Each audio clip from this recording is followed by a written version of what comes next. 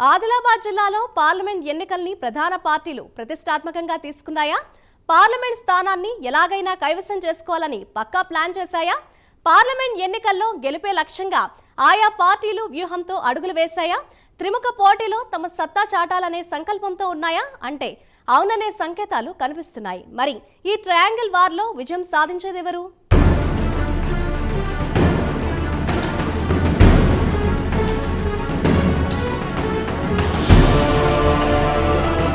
దేశ రాజకీయాల్లో అందున తెలంగాణ రాష్ట్రం రాజకీయాల్లో ఆదిలాబాద్ లోక్సభ స్థానానికి ప్రత్యేక గుర్తింపు ఉంది.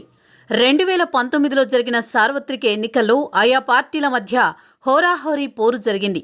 బీజేపీ అభ్యర్థి సోయం బాపురావు 2019 సార్వత్రిక ఎన్నికల్లో 58,560 ఓట్ల మెజారిటీతో విజయం సాధించి మొత్తంగా 3,77,374 ఓట్లు సాధించారు. సోయం బాపురావు తన ప్రత్యర్థి టీఆర్ఎస్కి చెందిన గోడం నగేష్పై విజయం సాధించారు. ఆదిలాబాద్ నియోజకవర్గం తెలంగాణలోని ఓ కీలక నియోజకవర్గంగా ఉంది. 2019లో జరిగిన ఎన్నికల్లో ఈ నియోజకవర్గంలో 71.45% మేర పోలింగ్ జరిగింది. ప్రస్తుతం 2024లో ఈసారి ఎన్నికలు మరింత హోరాహోరీగా జరిగే అవకాశాలున్నాయని అంచనాలు వేశారు. 2024లో ఆదిలాబాద్ లోక్సభ నియోజకవర్గంలో ఆత్రం సక్కు బీఆర్ఎస్ నుంచి, గోడం నగేష్ బీజేపీ నుంచి, ఆత్రం సుగుణ కాంగ్రెస్ నుంచి బరిలోకి దిగారు.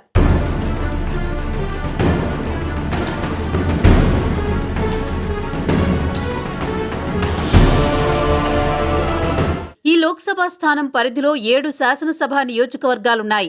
ఈ పార్లమెంటు నియోజకవర్గంలో మొత్తం ఓటర్లు 15,17,681 మంది ఉన్నారు. ఇందులో పురుష ఓటర్లు 7,45,562 మంది, మహిళా ఓటర్లు 7,72,035 మంది, ఇతరులు 2,084 మంది ఉన్నారు. సిర్పూర్, ఆసిఫాబాద్, ఖానాపూర్, ఆదిలాబాద్, బోధ్, నిర్మల్, ముథోల్ ఈ పార్లమెంటు నియోజకవర్గం పరిధిలోకి వస్తాయి. గత ఎన్నికల్లో టీఆర్ఎస్ అభ్యర్థి గోడం నగేష్పై బీజేపీ అభ్యర్థి సోయం బాపురావు విజయం సాధించారు.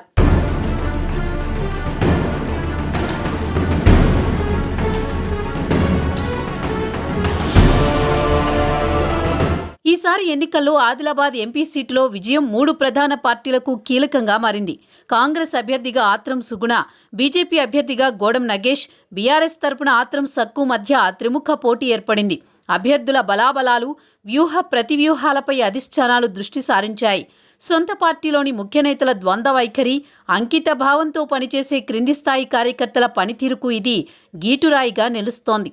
అందరినీ సమన్వయం చేసుకుని విజయమే లక్ష్యంగా ముందుకు సాగాలని, విమర్శలకు తావీయకుండా నడుచుకోవాలని 3 పార్టీల అగ్రనేతలు సూచించడంతో బరిలో నిలిచిన 3 పార్టీల అభ్యర్థులకు పరీక్షగా మారింది.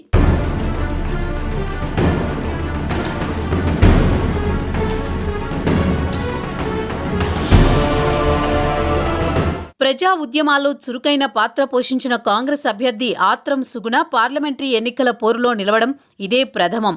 జిల్లా ఇన్ఛార్జి మంత్రి సీతక్క అండదండలు, పీసీసీ సానుకూలతతో అభ్యర్థిగా రాణించగలిగినప్పటికీ టికెట్ చేజారిన మిగిలిన అసంతృప్తులను దారికి తెచ్చుకోవడం పరీక్షే.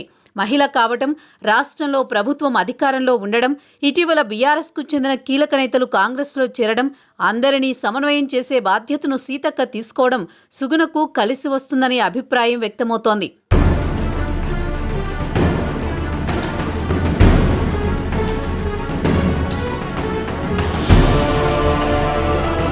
బీజేపీ టికెట్ గోడం నగేష్ను వరించడమే ఓ అనూహ్య మలుపు. ఉమ్మడి జిల్లాలో సుదీర్ఘ రాజకీయ అనుభవం కలిగిన నేతగా పేరున్నప్పటికీ సంస్థాగత ఆచరణతో నడిచే బీజేపీ సిద్ధాంతాలకు కొత్త కావడం కొంత ఇబ్బందికరమైన అంశమే.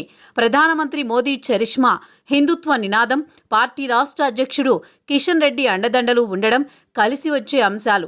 ఇక బీఆర్ఎస్ టికెట్ ఏకపక్షంగా దక్కించుకోవడంలో విజయం సాధించిన ఆత్రం సక్కు పార్టీలో నెలకొన్న అనిశ్చితిని ఛేదించాల్సి ఉంది.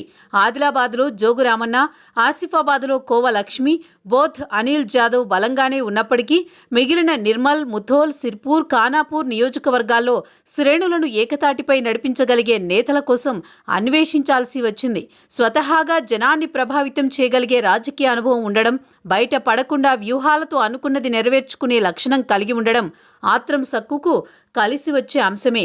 మరి ఈ 3 నేతల్లో ఆదిలాబాద్ జనం ఎవరికి పట్టం కట్టారో తెలియాలంటే ఫలితాలు వచ్చే వరకు ఆగాల్సిందే.